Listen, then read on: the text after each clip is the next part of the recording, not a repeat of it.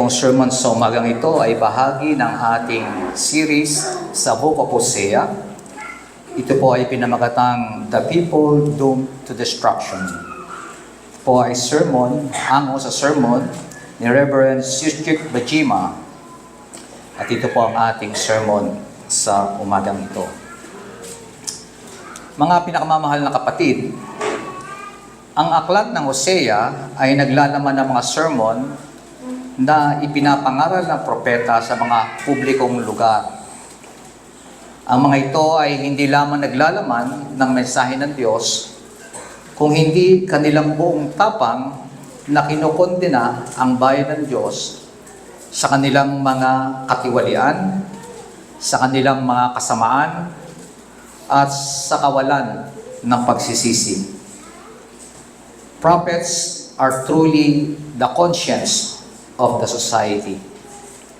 Kaya naman, ang mga propeta noong panahong iyon ay kinamumuhian ng tao. Sila ay tuwirang sinasaktan, sila ay itinataboy, and worse, sila ay pinapatay dahil sa kanilang mga pagbubunyag. Noong nakarang sermon ay tinukoy mismo ni Propeta Hosea ang ugat ng korupsyon sa krimen sa lipunan. The people of God are unfaithful, they are unloving, and ignorance of God. Isang malaking espiritual na problema. At kanyang ibinunyag ang katiwalian at kapabayaan ito ng mga pari, ng mga propeta at mga lalaki sa lipunan. But he always insisted at the end, ignorance is not an excuse. Hindi porkit wala kaming alam ay gagawin na nila ang kanilang nais gawin. Mga kapatid, ang mga bagay na ito na palagi nating tinatalakay ay gusto kong palagi nating unawain sa pamamagitan ng relasyon ni Hosea at ni Gomer.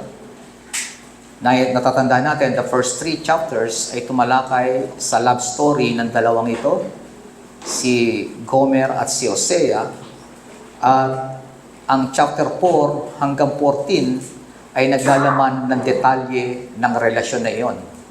Kaya naman, ang maririnig natin ay panay judgment at panay paghahayag ng mga kasalanan ng mga tao. Sabi natin, ano bang pakialam natin sa paghatol o sa pagpaparusa ng Diyos sa bayan ng Israel? Wala na naman tayo doon. Yun ay para sa Israel, hindi para sa atin. Of course not.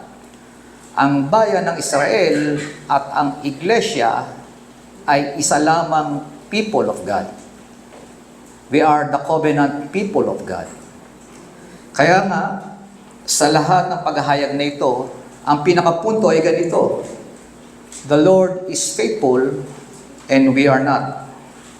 Ang pag-ibig ng Diyos sa kanyang bayan kailanman ay hindi magmamaliw sa kabila ng ating pagsalansang. But the Lord also disciplined us until we come to repentance. Yun ang malinaw na mensahe. Nakakasala ba tayo? Of course. Mararamdaman ba natin ang parusa ng Diyos sa atin? Of course. Hindi nagpapalampas ang Diyos sa lahat ng ating mga ginagawang kasalanan. At ito ang tunay, the Lord will also discipline us. Lahat ng action natin may consequence. And the Lord will discipline us. Meron po tayong tatlong mahalagang aspeto sa ating pong pagtalakay sa umagang ito ng teksto na ating binasa kanina. Una, this is showing up the sin of the outside. Ang pagbubunyag ni Hosea ng mga kasalanang panlabas ng bayang Israel. Alam natin, ito yung specific na ginagawa ng mga Israelita na siyang nire-representa o imahe na binubuo ni Gomer sa kanyang pagtataksil. Pangalawa, this is clearly the judgment from all sides. May maililihim ba ang tao sa Diyos? Of course, wala. Kaya bang pagtakpan ng Diyos ang kanyang mga kasalanan? Of course, hindi. Ito ang sigurado. Walang kasalanang hindi parurusahan ng Diyos. It took some time, but it will surely happen. At pangatlo, this all shows they are completely offside. Unti-unti na mararanasan ng Israel ang pagpaparusa ng Diyos at sila'y magiging vulnerable sa lahat ng kanilang mga kaaway. 30 punto na siya po natin titingnan sa umagang ito. Pero bago po tayo magsimula, tayo saglit humingi ng patnubay sa ating Panginoon. Tayo po'y manalangin. Amin Diyos, sa pagbubulay-bulay ng aking puso, ng aking bibig, kayo po patuloy, Diyos, ang may taas po namin sa lahat ng ito. Tulungan mo po kami na maunawa ng iyong mga salita. Sa pangalan ni Jesus. Amen. Sa ating unang natin titingnan na sinasabi ng verse 1 hanggang verse 6. Sabi po dyan, and I will read it in Tagalog para mas maintindihan po natin. Sundan po natin sa ating mga Biblia sapagkat magaganda ang sinasabi nito. Pakinggan ninyo ito, mga pari. Dinggin nyo ito, sambahayan ni Israel. Makinig kayo, sambahayan ng hari, sapagkat kayo ang tinutukoy sa kahatulan. Kayo'y naging bitag sa Mispa at lambat na nakalatag sa bundok Tabor. Kayo'y naghimaksik at nagpakagumon sa kasalanan. Kayo'y parurusahan ko kayong lahat. Kilala ko si Ephraim, walang lihim sa akin ang Israel, sapagkat ikaw ngayon, Ephraim, ay naging babaeng masama, at ang Israel naman ay naging marumi. Dahil sa kanyang mga ginawa, hindi na sila makakapanumbalik sa Diyos, sapagkat nasa kanila ang espiritu ng kasamaan, at hindi nila nakikilala si Yahweh. Ang kapalaluan ng Israel ay sumasaksi laban sa kanya. Matitisod ang Ephraim sa kanyang kasalanan at kasama niyang matitisod ang Judah. Dadalhin nila kanilang mga kawan ng tupa at baka upang hanapin si Yahweh, subalit siya'y hindi nila matatagpuan. Lumayo na siya sa kanila. Naging taksil sila kay Yahweh, kaya't nagkaanak sila sa labas. Masisira ang kanilang mga pananim at sila'y malilipol pagdating ng bagong buwan. Ano ba ang kasalanan ng Israel na hayag sa mga talatang ating binanggit? Ito ay ang pagsamba sa Diyos-Diyosan. Bakit napakasama ng pagsamba sa Diyos-Diyosan? Bakit itong pagsamba sa Diyos-Diyosan ay lubos na kinamumuhian ng Diyos? Bakit palagi tayong pinapaalalahanan ng Diyos na huwag tayong mahulog sa pagsamba sa Diyos-Diyosan? Simply because ang pagsamba sa Diyos-Diyosan o idolatry ang ugat ng lahat ng iba pang mga kasalanan. Ang lahat ng kasalanan ay nagmumula dito. Kaya naman, ito ang unang utos ng Diyos sa atin. Wala tayong sasambahin at iibigin kung hindi siya lamang. And ang pagsamba sa Diyos-Diyosan ay opposite ng pagsamba natin sa Diyos. Marahil, sinasabi niyo sa akin ngayon, Pastor, ano ang kinalaman uli namin diyan? Hindi naman kami sumasamba sa Diyos-Diyosan. Wala na namang Baal ngayon na kami mapupuntahan. Wala na naman kami sa dati naming pananampalataya sa mga santo, sa mga rebulto. Hindi na kami sumasamba dyan. Ano ang kaugnayan namin dyan? Mga kapatid, sabi ko nga kanina, ang kasalanan ng mga tao noon, ng bayan ng Diyos noon, ay kasalanan din ng bayan ng Diyos ngayon. Pareho. Makikita po natin na binanggit dito yung Mispa at Tabor. Bakit binanggit ang Mispa at Tabor? Sapagkat sa panahon na yon, ang Mispa at Tabor ay siyang sentro ng pagsamba sa Diyos-Diyosan. Special mention to ni Hosea sa Northern Kingdom. Itong Mispa at itong Tabor. Ito po yung tinatawag na high places. Nandito po yan. Yung mga altar ni Baal. At dito po nahuhumaling ang ang bayan ng Diyos sa bayan na ito. At narinig din natin ang pangalan ni Ephraim. Hindi po si Deacon F. Ang Ephraim na binabanggit ay walang iba kung hindi ang Israel. Sapagkat ang Ephraim ang pinakamalaking lugar sa Northern Kingdom. Kaya it's always Ephraim yung nagre-represent ng kabuuan ng Israel. At malinaw na sinasabi ng Diyos na ang Ephraim ay nagtataksil. Ibig sabihin ng ang buong Israel ay nagtataksil sa Kanya, patuloy na nagtataksil. Sapagkat sila ay patuloy na sumasamba sa mga Diyos-Diyosan. Makita po natin yung pattern ng sin. Dahil ang mga Israelite, ang bayang Israel ay lulong sa pagsamba sa Diyos-Diyosan, na-addict na sila rito. Alam natin kung paano nag-work ang isang addict. Katulad ng isang drug addict, nagagawin ng lahat para lamang matugunan ang kanyang bisyo. Ang resulta, pagkawasak. Walang drug addict na hindi nawasak ang buhay. Ano po?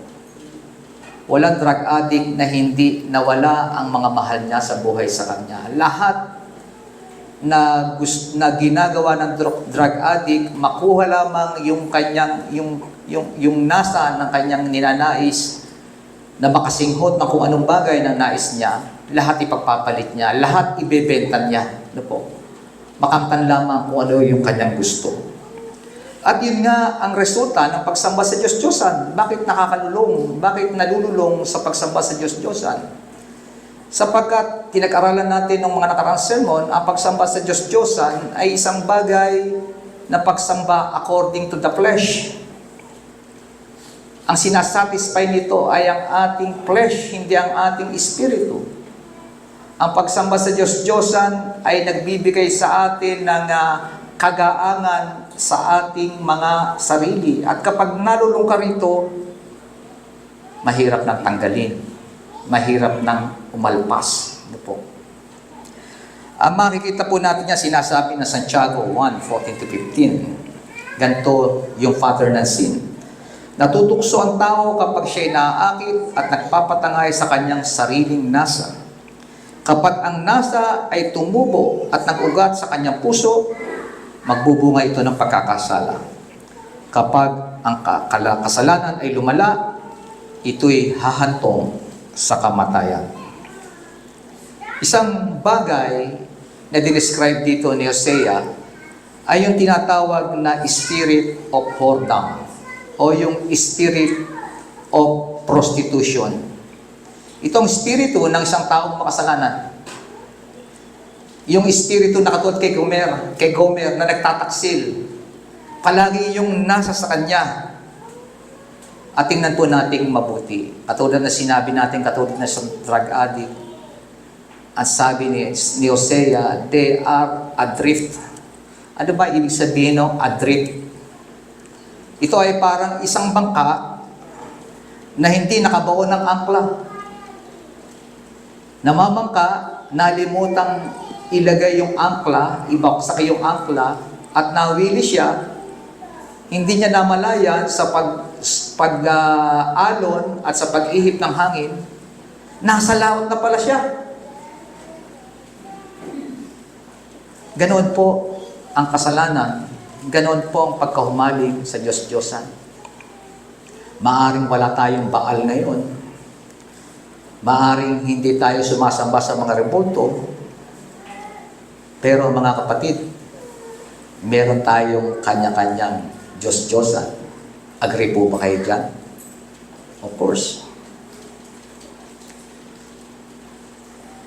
Ang spirit of whoredom is still lingering to us today. Sino sa atin ang masasabi nating totally walang Diyos-Diyosan? Ano ba ang mga bagay na ating kinawiwilihan? Marami. Lahat tayo may kanya-kanyang hobby. Lahat tayo may kanya-kanyang tinatangkilik. Lahat tayo may kanya-kanyang binibigyan ng pagpapahalaga. At ang definition ng idolatry ay lahat ng mga bagay na yan na pinahalagahan mo more than sa Diyos ay pagsamba sa Diyos-Diyosan. Ganong mga hobby natin nilalamon yung ating oras. Di ba? Gaano yung mga kinahuhumalingan nating mga telenovela, yung Facebook, gaano nilalamon natin yan ang ating oras. Ako nga lang pag nagpe-Facebook ka, pag tinignan mo ang isang reel o isang TikTok, sunod-sunod na yun. Bago mapitawan, naka 20 minutos na pala kaagad na po. Ano po? Lahat ng mga bagay na yan ay binibigyan natin ng papahalaga. Sabi nga natin, mawala na ng tubig, huwag lang mawala ng internet. Diba? Parte na ng buhay natin ang Facebook. Parte ng buhay natin ang YouTube. Lahat dyan, bahagi ng buhay natin, pati yung mga game natin, naandyan lahat. Sa umaga nga, yan ang kalaban Kami nga mag-asawa, isang kasalanan ko sa Diyos na palagi ko hinihingi ng tawad. Pag nagising ka, makita mo, may nagliwanag yung cellphone mo, titingnan mo, ba, may text ganito. Kaya pag ganoon mo, real na. Dire-diretso na yun. Namalaya ko. Sabi ko, teka, maingay. Baka ka ako si Irma yung magising. Pag talikon ko kanya, si Irma nagkaganon din. Pareho pala kami. Pero, nakakatuwa man, pero ganoon pong kadali na pag ikaw ay nawili, unti-unti, hindi mo naiintindihan, lumalayo ka na pala unti-unti sa Diyos. Isipin mo, kung puyatin ka niyan, lalo na Sabado ng gabi, puyatin ka niyan, kinabukasan, wala. Ang pinakamaaga mo, 11:30.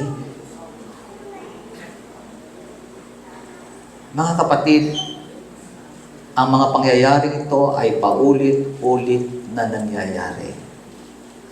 Kung ano ang nakikita natin sa bayan ng Israel, nangyayari po iyan ngayon, sapagkat nandiyan yung spirit ng prostitution, yung spirit ng whoredom.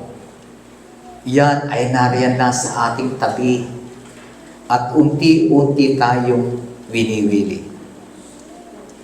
Sabi nga rito, ang mga bagay na ating ginagawa, ingatan natin.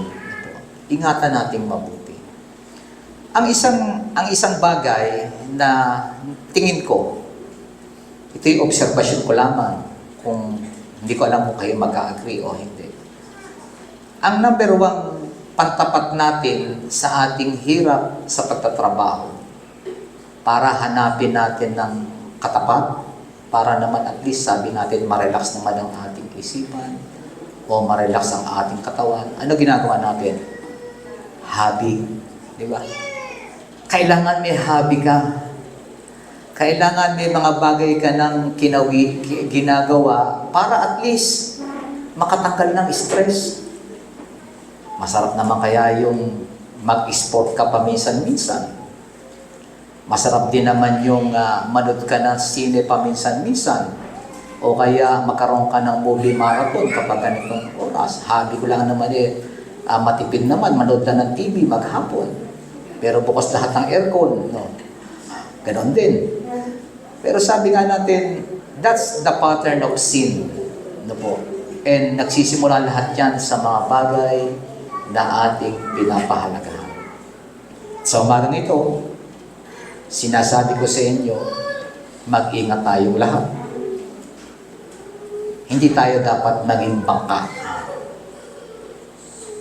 Katulad ng isang bangka, willing-willing tayo, nakasakay sa isang bangka, nalimutan mo palang iangkla. At pagdating ng oras, alam natin, nandoon na tayo sa laot at wala na makakita sa atin kapahamakan, mga kapatid. At ang bayan ng Israel ay hindi nadala. Meron nga pong itong lugar na sinasabi ko kanina, ang Tabor at saka ang Mispa, yung mga high places. Anong ginawa ng Lord sa kanila? Hindi nila alam, tuwa sila pumunta rito, pero sabi sa talata natin, ginawang patibong.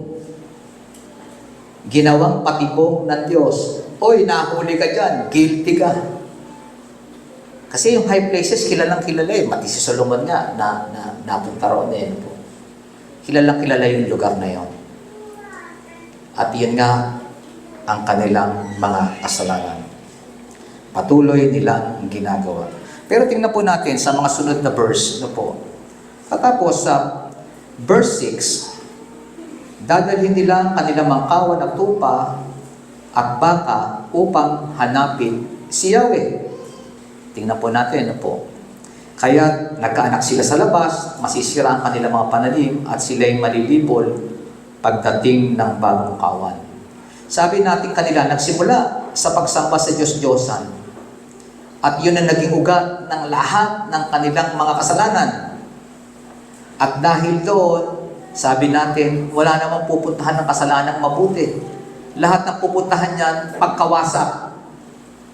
At kapag hindi na nila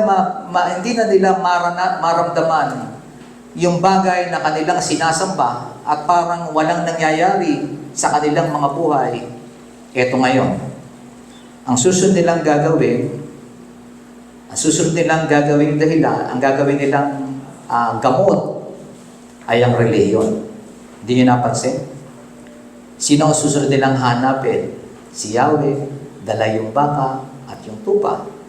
So, hahanapin nila yung kanilang satisfaction doon sa Diyos naman, sa original na Diyos, kay Yahweh. Babalik sila sa simbahan.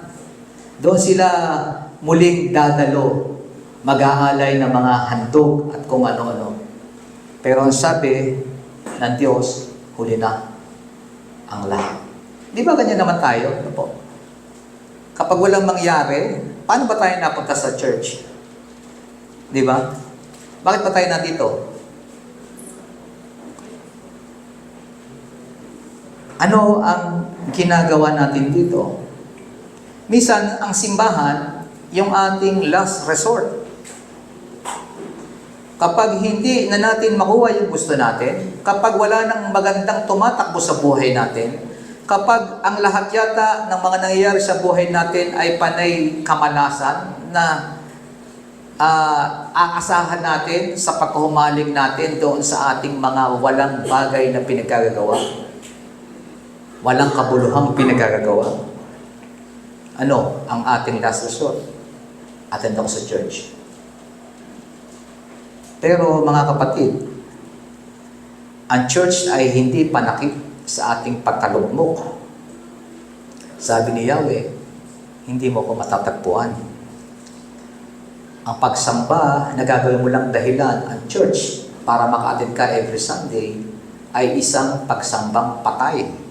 Katulad na sinasabi ni David sa Psalms 51:17, ang tunay na pagsamba ay pagpapakumbaba at pusong mapagtapat, a broken and contrite heart. Hindi matutugunan ng ating relihiyong paglilingkod ang ating panunumbalik sa Diyos. Kailangan nating pagsisihan ang lahat ng ating mga kasalanan. Hindi natin pwedeng pamukha sa Diyos, oops, present ako last Sunday.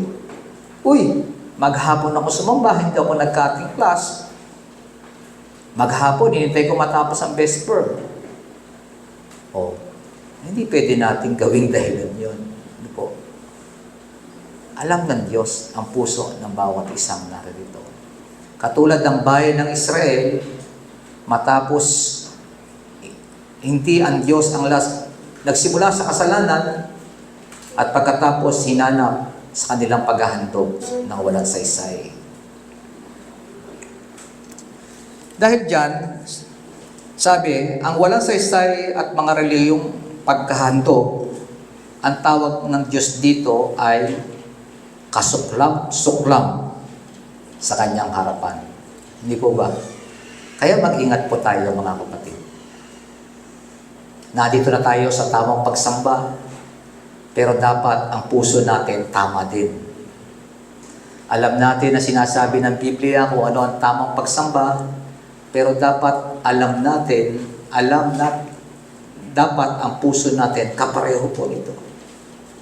Ayon sa kung anong ginagawa natin sa panlabas, yun din ang nilalaman ng ating mga puso.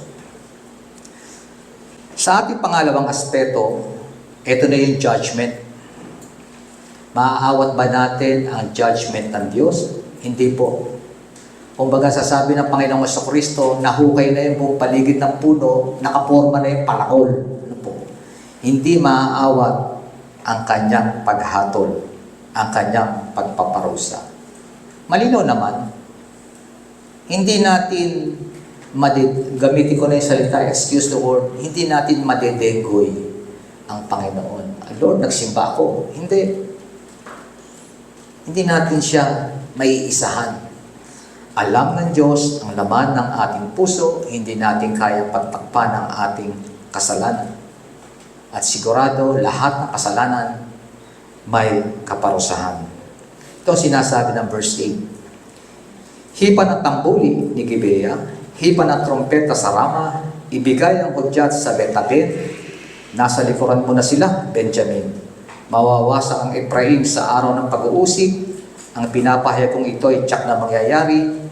Nangangamkam ng lupa ang mga pinuno ng Juda. Binago nila ang palatandaan ng pagbabahagi sa kanilang lupain, kaya't parang bahang ibibuhos ko sa kanila ang aking poon. Ang Ephraim ay inaapi at tagtad ng kahatulan, sapagkat patuloy siyang umaasa sa mga Diyos-Diyosan, kay parang kalawang sa Ephraim at bukbok sa sambahayan ni Juda. Ang sabi ng talata, nakaredy na, ibababa ko ang pagpaparusa, pero unti-unti. At kanyang ginawang halimbawa ay yung tinatawag po nating bukbok. Yung bukbok o yung mot, di ba? Mot ba yan? Mot? Alam niyo yung mot balls? Sino nakakaalam ng mot balls? Yung kulay puting bilog na pinapasok sa loob ng tukador. Meron pa bang gumagamit noon ngayon? Ha? Hindi yun ang sermon natin, hindi yung mot, ha? Baka doon matuwi tayo. Pero ang mot, yung ano niyan, nakakain ba yan? Kasi nakakatakot, baka gawing candy ng bata. Ano po? Kasi nandun lang sa loob. Kasi pag nakita ko yun, nadadatnan ko nung maliit ako, ay mabango, ay nagpapabango sa loob. Pero ang layunin niya, hindi magpabango. Kung hindi, para patayin yung mga mot. Yung mga sumisira ng damit. Yung mga amag, di ba? Yung mga amag na yan, dumidikit sa damit, yung pinakamaganda mong damit, hindi mo alam, hindi mo isusuot. Pero meron na noon, nagjuju na yung mga sa may kilikili, sa mga kwelyo, sinisira niya yung tela.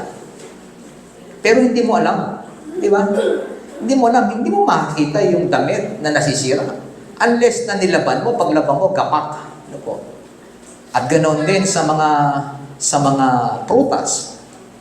Yung tinatawag nating dry, ano ba tawag dito? Meron siyang mga dry rot. Di ba? Rotten tomatoes, di ba? Dry rot. Hindi mo alam yung labas buong buo, pero yung loob ay bulok na. At ganoon daw ang pagpaparusa ng Diyos sa bayan ng Israel. Binaba na ang hatol, pero binibigyan pa rin kayo ng leeway o ng oras ma-realize nyo ang inyong kasalanan, pero hindi nyo maaawat ang paghatol ng Diyos. Kahit pa ano ang inyong gawin, nakambana ang kanyang hatol. At yan ay babagsak sa inyo. Tingnan po natin sa talata kung paano ito ginawa. At kung mapapansin nyo, nandyan binanggit ang kingdom ng Judah. Ano po? Alam po natin, dalawa ha. Ang Israel ay Northern Kingdom at ang Judah yung Southern Kingdom. At dito po ay merong nangyaring pagsalakay over doon sa border.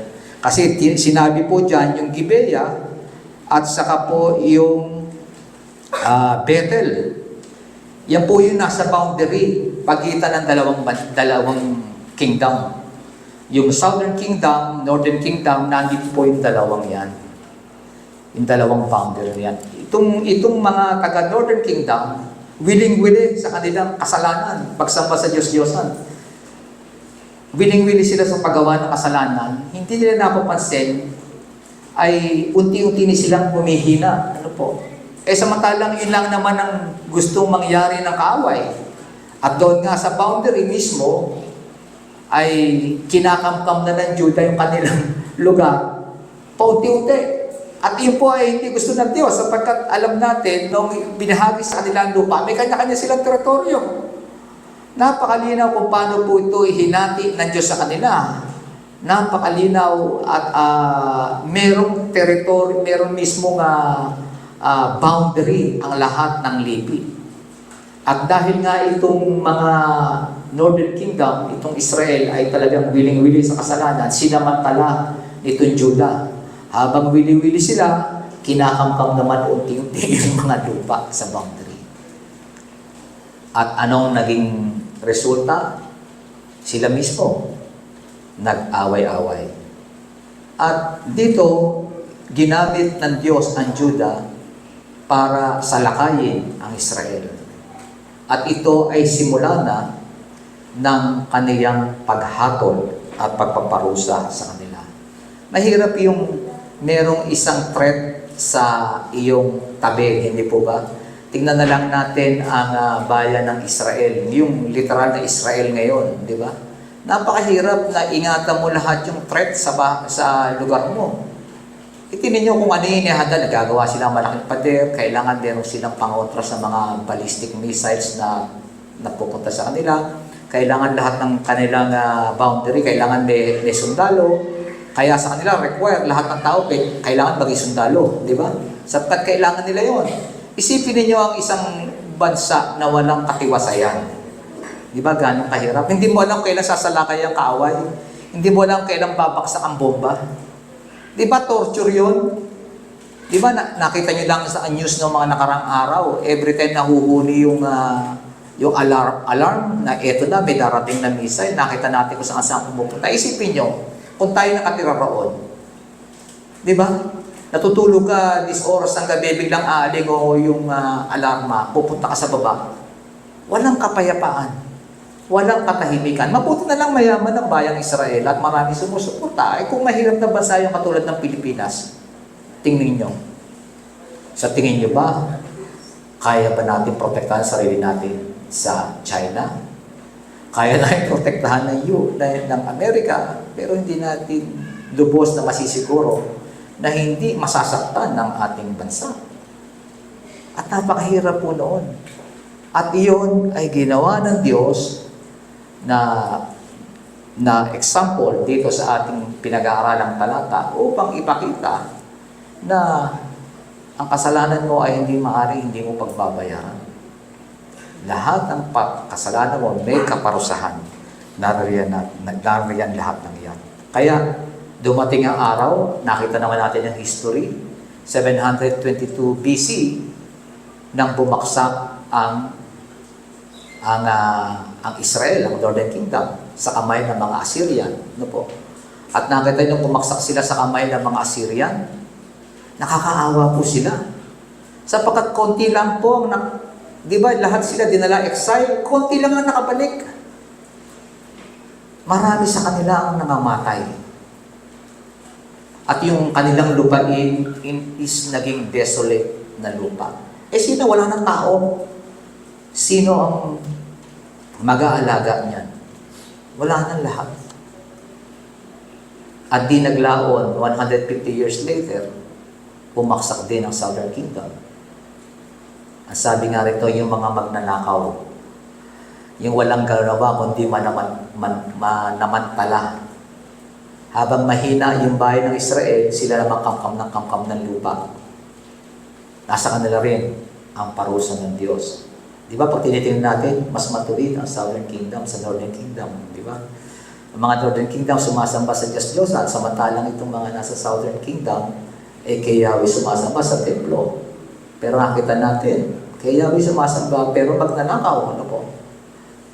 Imbis na tulungan yung kanilang mga kalahi, anong ginawa nila? Sinamantala nila. Unti-unti nilang kinamkam ang lupa, yung boundary. In-adjust yung boundary. Siguro nagtanim ng dahon ng gumamela. Yun ang mahirap sa dahon ng gumamela, pag ginawa mong bakod. Unti-unti, lumalabas yung boundary. At yun, ang kanilang ginawa. Kaya naman, nakita natin, after 150 years, bumaksak ang bayan ng Juda sa kamay naman ng mga taga-Babylonia. Pareho rin ang nangyari sa kanila.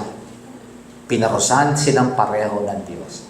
Pero bago po nangyari yan, mga kapatid, meron pang isang interesting na bagay na nangyari. Ito, sa pangatlo. This all shows they are completely offside. Unti-unti na naranasan ni Israel ang kanyang paghina, kaya naman naging vulnerable sila sa kanilang mga kaaway. At alam nila yon. Alam nila yon. Wala na kaming maistustos dito sa mga boundary namin, ang sundalo namin, kulang na. Mahina na, gawa ng kasalanan, gawa ng katiwalian. Nagkalat ang korupsyon, problema pa nila ito yung Juda. At kaya nga, lahat ng kaaway tatangka. At it's a matter of time na sila alam nila, na nakaamba na yung mga kaaway para sila. Alam na nila ang pagdating ng Assyria. Pero hindi nila alam kung paano nila ito gagawin. Dahil nga sila totally wala ng resources, ayun na. Pero ito, ano ang naging solusyon nila? Itong sabi ng verse 13. Nang makita ni Ephraim ang maselan niyang karamdaman, nakita niya na, na-realize niya na. At ni Judah ang kanyang mga sugat. Si Ephraim ay nagpasugo ng hari ng Assyria. Subalit hindi na siya kayang pagalingin. Hindi na mabibigyan lunas ang kanyang mga sugat.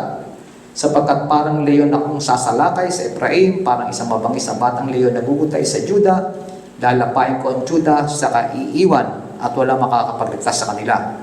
Pagkatapos ay babalik ako sa aking tahanan hanggang sa harapin nila ang aking pananagutan sa kanilang paghihirap, ako ay hahanapin. Matapos matuklasan ang baksak nilang kalalagayan, di ba sabi natin kanina, nagsimula sa kasalanan, Diyos-Diyosan, nawasak, ginawa nilang solusyon, pumunta, nag-alay sa templo ni Yahweh, di ba? Doon naman umaten, pag-goodbye, no, na doon ako aaten sa church ni Yahweh, at baka mabago ang takbo. At nung bumaksak pa rin, at hindi mapigil ang mabago, anong ginawa? Nanuhol sa hari ng Assyria. Naging political naman, di ba? Ay, ito na yung bansa na potensyal na nasasalakay sa amin. Actually, dalawang bansa yun, Egypt at saka iyon, pag tinignan natin sa history.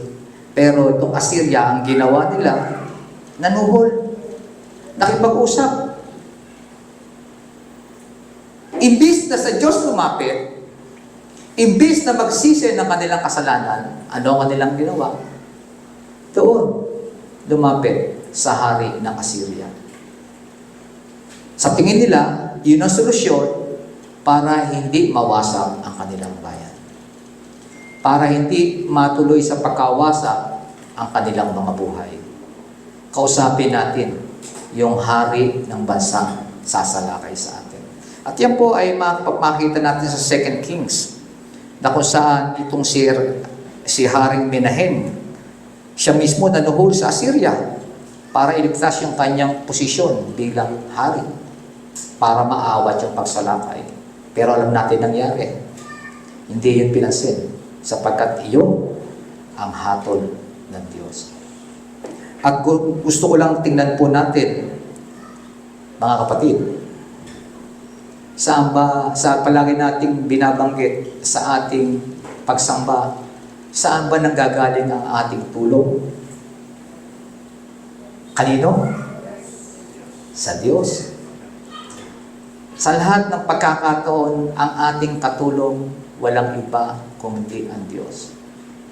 Pero malimit, hindi yun nakikita ng ating makasalanang damdamin at mata. Hindi natin yun napapansin.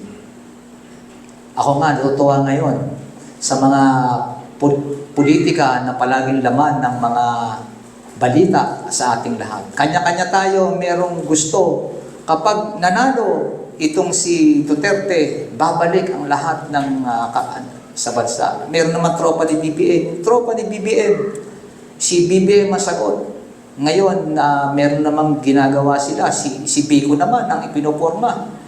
Kasi sa kanilang pagkaintindi, kapag naglakak ka ng oras, panahon, resources sa mga magagaling na politiko, gaganda ang iyong buhay. At hindi mawawasak ang iyong buhay, hindi ka maghihirap. Ibig sabihin, nakasalalay ang lahat sa kamay ng politiko na sa tingin mo ay makakatulong sa iyo. Di ba ganoon naman talaga tayo? Kaya tayo palagi nasusuhulan pagdating ng eleksyon di ba? Bakit ba nananalo yan si Bong Revilla? Di ba? Sina Jingo Estrada. Bakit? Binoboto natin Di ba? Kapag hindi tayo nabigyan ng bakit natin gustong iboto yung mga politiko natin? Para sa ayuda. Di ba? Kung ano magiging natin. Ito ang gusto ko, mabait yan. Bakit? Palagi nagbibigay yan. Yun ang gain natin. Sa lahat ng problema natin, imbis na sa Diyos tayo lumapit, sa politiko tayo lumalapit. At yun ang problema. Nagugulat nga ako sa mga nagbibigay ng mga donation sa mga politiko during election. Milyon-milyon. Kay Jesus Cordero, 30 million. Ngayon, to si crying lady, si Cayetanong babae, meron din pala na milyon-milyon na nanggagaling sa mga donor. Isipin niyo mga taong iyon, bakit sila nagbibigay? Para proteksyonan ang lahat ng kanilang tinatangkilik, yung kanilang mga interest, di ba? Kasi sa tingin nila, sa kamay ng politikum yon, yung interest ko mapapasaayos. Pero tayo mga mananampalataya, hindi natin nilalagay sa kamay ng tao ang lahat ng ating mga pangangailangan, kung hindi sa kamay ng Diyos. Kaya nga, sabi ng talata, walang maliligtas sa kanila sa kanilang pagkaalipin hanggat hindi sila magsisisi at tumawag muli sa Diyos. Ang tanong, kailan mangyayari yun? Yun ang sabi niya sa huling bahagi ng kanyang talata. Hindi niyo ako makikita. Iniwan ko na kayo. Ang tanong, kailan mangyayari na sila ay magsisi at tumawag muli sa Diyos? Kasi sa kabila ng aba, alam naman natin, naghirap talaga yung bayan ng Israel, di ba? Yung bumalik nga, konti na yung tinatawag nating remnant, wala na Nauubos na silang lahat. At sa kahirap ng kanilang kalalagayan, hindi na nila namamalayan ang presensya ng Diyos. Yung mga bagong generation, wala na. Nung bago nga sila kami ng ibang bansa, wala na silang pagkakilala sa Diyos Yung pang sila ay nadala o na-excite, wala na talaga silang pagkakilala sa Diyos. Wala na yung generasyon na yun. Kaya nga, puro hirap, puro pasakit, yun ang nararamdaman ng bayang Israel. Kaya nga tanong, Sa kabila ng lahat ng kanilang nararanasan, sa tingin nyo, makatawag pa kaya sila sa Diyos? Tayo ba, pag hirap na hirap, nakakatawag pa tayo sa Diyos? Katulad ng ating sinabi kanina, hanggat may resources tayo, hindi tayo tatawag sa Diyos. Di ba? Sa kabila ng hirap, nakita natin lahat. Minabuti pa rin nila na gumawa sa sarili nila, ilagay ang kanilang pag-asa sa tao, hindi sa Diyos. Pero makatawag pa kaya sila sa Kanya? Of course, ang sagot, nakasalalay pa rin ang lahat sa kamay ng Diyos. At nakita po natin yan during the Pentecost. Sa sandaling kumilos ang Banal na Espiritu sa puso ng isang tao, saka lamang sila muling tatalima sa Kanya. Sa Pentecost, nangyari na kung saan tumugon ang Kanyang bayan sa Kanyang pagtawag sa pamagitan ng pananahan ng Banal na Espiritu. Pinamamadali na ako matapos ang dalawang ito. Hindi po ba? Imposible. Nakita na natin kung ano ang tao na hindi regenerate. Na po, lahat ang kanyang pag-asa nasa tao talaga. Hanggat makakalayo sa Diyos, lalayo siya. Wala pong gagawin. Yun talaga ang tao. Kaya yun nga yung ating theology, di ba? Hindi kaya ng tao sa lahat ng kanyang naranasan, hindi pa rin siya lalapit sa Diyos. At nakita natin ito sa istorya natin sa umagang ito. Pero walang imposible sa Diyos. At sa pagkilos ng Banal na Espiritu at sa pagkilos mismo ng Diyos, saka lamang tayo tatalima sa Kanyang pagtawag. Ang tanong, patas ba? Di ba? Yung bayan ng Israel, hindi naman lang kilala si Christ. Tayo, kilala natin si Christ. Alam natin, meron tayong Bible. Sila wala. Pero mga kapatid, sabi nga natin kanina, the people of God ng Old Testament, which is Israel, and the people of God sa New Testament, which is the church, ay isa lang naman ang kaligtasan, hindi po ba? Pareho silang people of God. So, mensahe sa umagang ito, sa atin din, hindi po ba? Pareho sa atin. Pero anong meron sila noon? Kaya nga may mga propeta. The message of good news was also preached to them.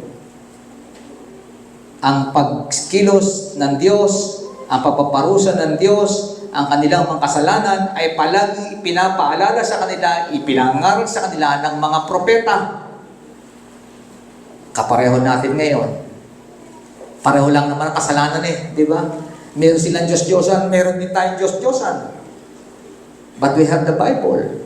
Sa kanila, prophet, meron tayong Bible. Nagbibigay ng babala sa atin sa lahat ng ito. At ito ang binigyan diin ng salita ng Hebrews 12:25. At ito tayo magtatapos. Sabi rito sa Hebrews 12:25, kaya't makinig kayong mabuti sa Kanya na nagsasalita. Ang tumangging makinig sa nagsasalita sa kanila dito sa lupa ay hindi nakaligtas sa parusa. Gaano pa kaya tayo kung tayo tatangging makinig sa nagsasalita mula sa langit? Mga kapatid, mas mabigat ang responsibilidad natin ngayon kung titignan natin. Hindi po ba? Nakilala natin ang Diyos. Nakilala natin ang ating Panginoong Hesukristo. Paano tayo tatanggi sa lahat ng mga babala na sinasabi sa atin ng salita ng Diyos? The good news, God's own Son has come. He was born among us. He suffered, died, and was buried for us. And He rose victorious over sin and death and the devil. Sa pamamagitan ng Kanyang katwiran, tayo na ipagkasundo muli sa Diyos. Sa pamamagitan ng Kanyang Espiritu, tayo nakapamuhay ng kalugod-lugod sa Diyos. Ang tanong, kaya ba nating baliwalain ang Kanyang pagtawag ngayon? Gusto ko lang linawin sa ating lahat. Malinaw na isinarawan ang lahat ng kasalanang naririto. At alam natin, along the way, nakakagawa tayo ng mga kasalanan ito. Pero lumalapit pa tayo sa Diyos at nagsisisi sa ating mga kasalanan. Tumatalima ba tayo sa Kanyang pagtawag? Huwag natin palaging tingnan na, ay hindi, born again ako, automatic, makakilala ako. Dapat alam niyo yan sa inyong mga puso, mga kapatid. Isa lamang ang daan ng kaligtasan. Isa lamang ang daan kung bakit hindi tayo naparusahan ng Diyos at hindi tayo haharap sa parusa ng Diyos sa hinaharap. Walang iba kundi ang ating Panginoong Kristo na namatay para sa atin. Na kung saan ang pusong pato na meron tayo ay pinagtan niya ng pusong laman, the heart of the flesh, na siyang tatalima sa Kanya pagtawag sa atin. Tayo manalangin. Salamat po aming Diyos sa mabiyayang kwento ng aming nasaksihan sa umagang ito. Tunay nga sa pagsisiwalat mo ng mga kasalanan at pagpapahayag at pagpapakilala sa Diyos na siyang Diyos ng hustisya, na siyang nagpaparusa sa lahat ng kasalanan. Nawa ang mga bagay na ito ay patuloy na makita po namin sa aming mga sarili. May tuwid kami sa lahat ng aming paglapastangan sa inyo, aming Diyos. Alam po namin, Panginoon, na binabaliwala namin ang iyong mga babala sa lahat po ng aming mga naririnig every Sunday. Patuloy po pa rin kami na nagpapatuloy sa mga bagay na aming kinahuhumalingan, mga bagay na aming tinatangkilik ng lihim. Amin Diyos, sa kapangyarihan na iyong mga salita, patuloy ka pong mangusap sa bawat isa. Tulungan mo po kami na maabot ang lahat ng ito. Tulungan mo po kami na maunawaan ang lahat ng ito. At patuloy po kaming matakot sa inyo, O Diyos, na nagpaparusa. Sapagkat kayo po, O Diyos, ay hindi nagbabago. Kayo po ang Diyos ng nakaraan, ngayon, at ng hinaharap. Kaya naman, aming Diyos, patuloy po namin inilalagay ang aming pagsampalataya sa inyo. Hindi sa tao, kundi po sa inyo, aming Diyos. Sapagkat tunay po, Panginoon, kayo lamang ang aming pag-asa. At wala na po kaming aasahan iba. Nawa sa diwang ito, patuloy po ng salitang ito matanggap po namin, magkaroon ng kapangyarihan sa aming mga puso, upang patuloy na kami baguhin ng iyong mga salita, ng iyong banal na Espiritu. Sa pangalan po ng Panginoong Hesus. Amen.